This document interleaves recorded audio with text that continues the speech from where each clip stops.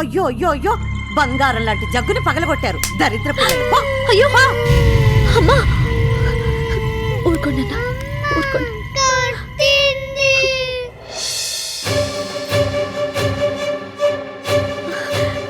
వదినా. ఓ నువ్వా? ఎవరో బిచ్చగత్త అనుకున్నాను. పిల్లల్ని ఇంత లేకిగానే పెంచేది, సిగ్గు లేకపోతే సరి. తల్లిని బట్టే పిల్లలు. అవతారం చూడు ఎలా ఉందో. పరిస్థితులు అలా వచ్చే వదినా. ఆయన పోలీస్ స్టేషన్లో ఉన్నారు. ఎవరికేం అన్యాయం చేశాడో అనుభవిస్తున్నాడు, దానికి మేమేం చేస్తాం? ఆయన ఎలాంటి వారో మీకు తెలియదా పిన్ని గారు? ఆ 3 కోట్లు కడితే గాని ఆయన బయటికి రారు. ఈ విషయం అన్నయ్యకి చెప్పి 3 కోట్లు ముష్టి కోసం వచ్చావన్నమాట. ఇప్పటికే నీకు నీ పిల్లలకు మా ఆయన చాలా తగిలేశాడు. మిగిలింది కూడా ఊడ్చుకెళ్దామనా? అయ్యో అది కాదు వదినా, నా పరిస్థితి. ఏంటి నీ పరిస్థితి? ఆ ఇంట్లో కాలు పెట్టావు, నీ మొగుడిని అప్పుల పాలు జైలు పాలు చేశావు. ఇప్పుడు ఈ ఇంట్లో కాలు పెట్టి మమ్మల్ని ఏం చేయాలని? అవే మాటలు వదినా. ఏ ఆడపిల్లైనా పుట్టింటి నాశనం కోరుకుంటుందా? మా అన్నయ్య 100 ఏళ్ళు బ్రతకాలి, నా పుట్టింటి దీపం వెలుగుతూనే ఉండాలి. మరెందుకు వచ్చావు ఇక్కడికి? నందు, నేను మాట్లాడతాను కదా. చూడమ్మా, ఆడపిల్లకి పెళ్లి చేసి పంపించాక కష్టమైనా సుఖమైనా చావైనా బ్రతుకైనా అంతా అత్తారింట్లోనే.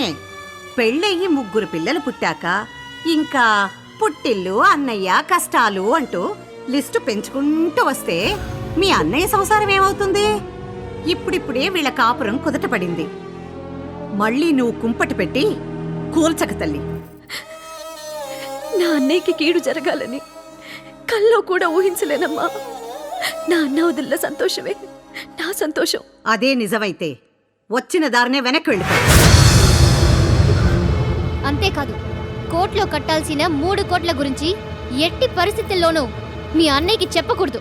అలాగే వదినా, చెప్పను. ఇవాళ నా పుట్టినరోజు, రాఖీ పండగ. అన్నయ్య రాగానే రాఖీ కట్టేసి వెళ్ళిపోతాను. ఏ రాఖీ కట్టకపోతే చస్తావా? నాకు ఊహ తెలిసిన తర్వాత ఇంతవరకు అన్నయ్యకి రాఖీ కట్టకుండా ఉండలేదు. ఇక నుంచి ఉండు.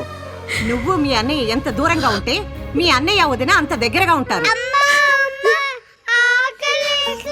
ఇంకా నిలబడ్డావే, వెళ్ళు. వెళ్తాను వదినా. పిల్లలు ఆకలి అంటున్నారు, వాళ్ళకి కొంచెం అన్నం పెట్టొదినా, తినగానే వెళ్ళిపోతా. పిల్లలే కదా అని జాలిపడేవు. అన్నం వంక పెట్టుకుని వాళ్ళ అన్నయ్య వచ్చేదాకా ఇక్కడే ఉందామని ప్లాన్ వేస్తుంది. ముందు ఈ దరిద్రాన్ని వదిలించుకో. హే, మర్యాదగా చెప్తున్నాను, మీ అన్నయ్య వచ్చేలోపు నీ పిల్లల్ని తీసుకుని వెళ్ళిపో. వెళ్తాను వదినా. పిల్లలకి కొంచెం అన్నం పెడితే. అన్నం లేదు, సున్నం లేదు. పద. వదినా, వదినా, వదినా. ఏయ్, ఆఖరిసారిగా చెప్తున్నాను, నువ్వు మీ అన్నయ్యని కలిసినా, నీ కష్టాల గురించి ఆయనకి చెప్పినా, మీ అన్నయ్య చచ్చినంత ఒట్టే, చచ్చినంత ఒట్టే, చచ్చినంత ఒట్టే.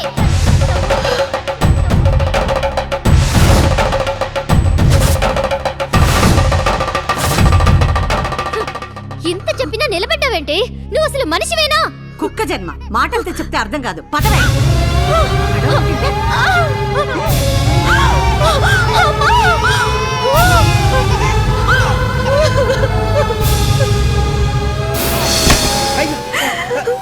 లక్ష్మమ్మ, ఏంటమ్మా ఇది? ఈ చేతులతో నువ్వు ఎంతమందికి అన్నం పెట్టలేదమ్మా. అలాంటిది నా పిల్లలకి ఆకలిగా ఉంది, అన్నం పెట్టని నీ చేతి అడుకుంటున్నావా? అసలు ఆ ముసలి ఇంట్లో అడుగు పెట్టిన దగ్గర ఇంటికి శని పట్టిందమ్మా. అమ్మా లక్ష్మమ్మ, మా ఇంటికి వెళ్దామమ్మా. నేను పెడతానమ్మా అన్నం. దానన్నా బంగారి రారా, నేనున్నాను రా.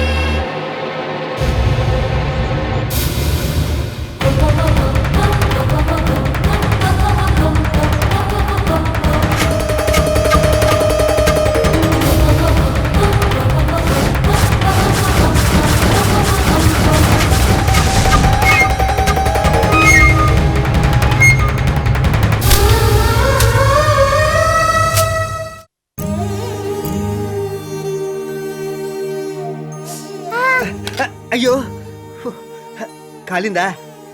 నా బంగారమే. నేను తినిపించను నాన్న.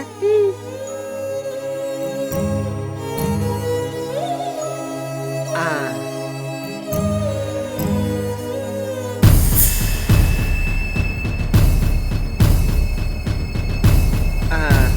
కడుపు నిండా తినమ్మా.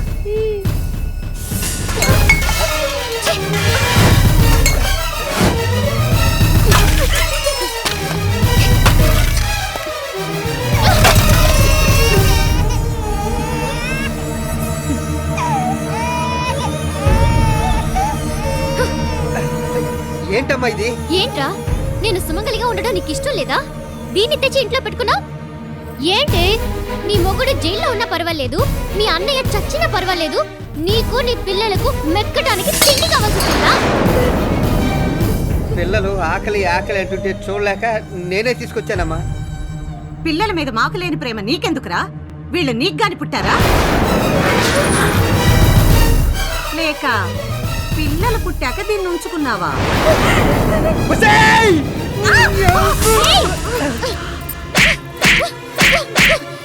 మా ఇంట్లో కుక్కలా పడుండేవాడివి మా అత్తయ్య మీదకి చెయ్యొద్దుతావా? నిజమేనమ్మా, ఇలాంటి తప్పుడు కోతలు కూర్చుని దాని మీద చెయ్యెత్తకూడదు. ముక్క ముక్కలకి లేదమ్మా, ఇలాంటి వావి వరుస తెలియని నీచమైందాన్ని వదలకపోతే నా మీద ఒట్టే. వదిలే. ఆ దేవత మొహం చూసి మీ ఇద్దరిని వదిలిపెడతాను. రాకపోతే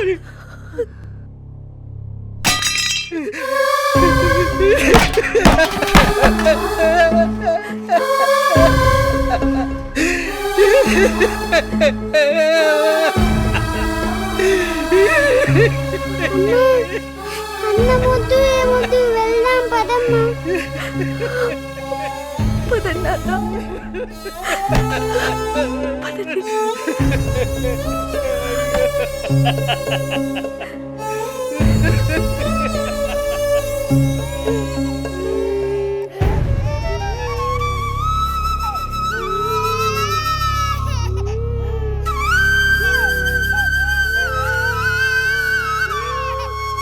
అన్నం తింటుంటే అత్త కాలుతో తన్నింది ఎందుకమ్మా?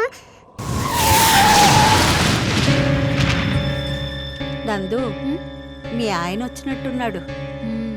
లక్ష్మి, అమ్మా లక్ష్మి, లక్ష్మి, లక్ష్మి వచ్చిందా? వచ్చింది. వచ్చింది మన ఇంటికి కాదు, మన కోసం కాదు బాబు. శివాజీ ఇంట్లో ఉందని తెలిసి తీసుకొద్దామని వెళ్ళాం. పిల్లలు బయట ఆడుకుంటున్నారు, లోపల శివాజీ మీ చెల్లెలు గారు సరసాలు ఆడుకుంటున్నారు.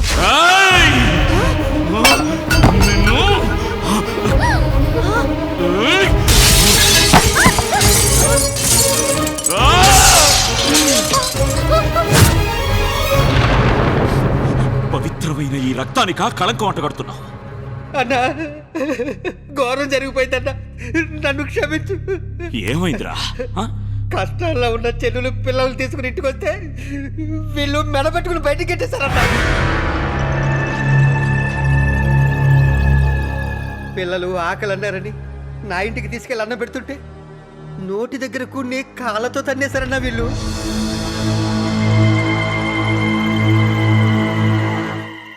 ఏ ఆడపిల్లకి కష్టం వచ్చినా దేవుడు గుర్తుకురాడు, పుట్టిల్లే గుర్తుకొస్తుంది.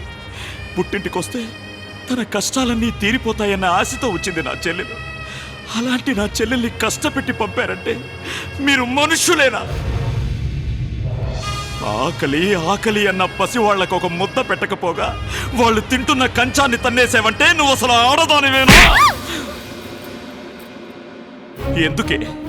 ఎందుకే నా చెల్లెలి మీద అంత కక్ష పెంచుకున్నావు? నీకే అన్యాయం చేసింది? దిక్కు ముక్కు లేని నీకు నా ఫ్యాక్టరీలో ఉద్యోగం ఇప్పించింది, అత్తప్ప. అంతస్తుల గురించి కూడా ఆలోచించకుండా నిన్ను ఇంటికి మహారాణ్ణి చేసింది, అత్తప్ప. నువ్వు తింటున్న తిండి, కట్టుకుంటున్న బట్ట, బతుకుతున్న బతుకు అన్నీ నా చెల్లెలి పెట్టిన భిక్ష. భిక్ష కాదు, శిక్ష. మీరేం చేసినా చూస్తూ ఊరుకుంటానని పేదదానైన నన్ను ఈ ఇంటికి కోడలి చేసింది మీ చెల్లి. లక్షలు లక్షలు తనకు దోచి పెడుతున్నా నోరెత్తకుంటే పడుంటానని నన్ను ఇంటికి మహారాణి చేసింది మీ చెల్లి. నోర్మోయ్, చేసిన మంచిలో కూడా చెడును వెతికే నీలాంటి వాళ్ళు ఎదుటి వాళ్ళ గొప్పతనం ఎప్పటికీ తెలుసుకోలేరు. తెలుసుకోవాల్సింది మీరు. చెల్లెలొకటే జీవితం కాదు, పెళ్ళాం కూడా జీవితంలో భాగమని. చెల్లెలకి పిల్లలుంటే సరిపోదు, మనకు కూడా పిల్లలు ఉండాలని తెలుసుకోవాల్సింది మీరు. తెలుసు, అన్నీ తెలుసు. నీ అబార్షన్ అవ్వడానికి, నీ గర్భసంచి తీసేయడానికి కారణం నీ అత్త కాని అత్తయ్యని కూడా బాగా తెలుసు.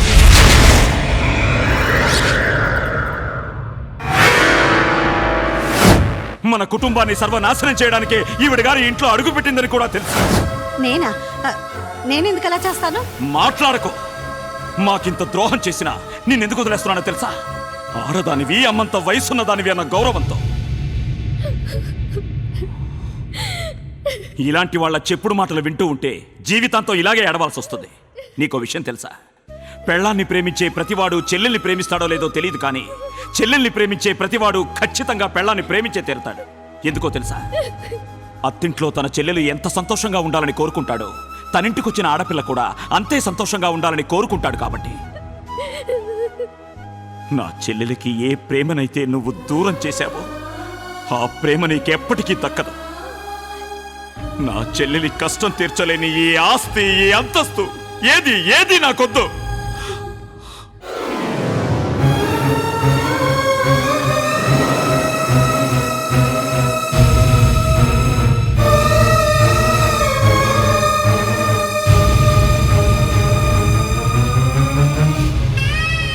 నా చెల్లెల్ని గెంటేసిన ఈ ఇంట్లో నేనింక ఒక్క క్షణం కూడా ఉండను. నా చెల్లెలకి ఏదైనా జరిగిందో చంపేస్తాను.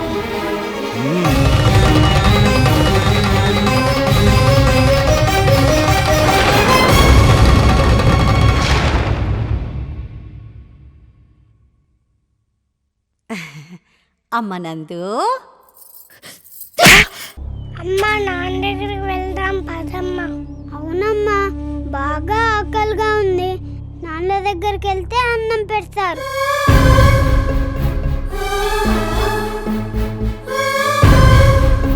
పిల్లల మీద మాకు లేని ప్రేమ నీకెందుకురా? వీళ్ళు నీకు గాని పుట్టారా? వీళ్ళు నీకు గాని పుట్టారా? వీళ్ళు నీకు గాని పుట్టారా? వీళ్ళు నీకు గాని పుట్టారా?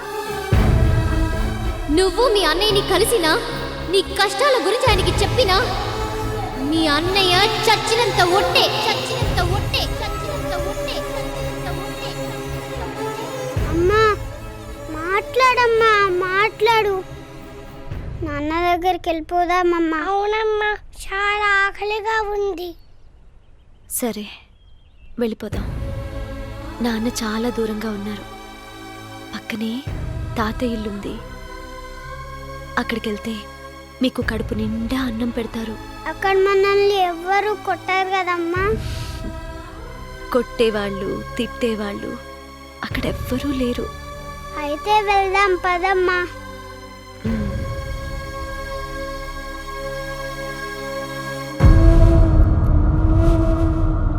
అమ్మా, ఇది ఇల్లు కాదు, బావి. బావి కిందే తాతయ్య ఇల్లుంది. అక్కడికి వెళ్తే మనకింకా ఏ కష్టాలు ఉండవు. అయితే నేనే ముందు. నేనే ముందు వెళ్తా. నేనే ముందు. నేనే ముందు.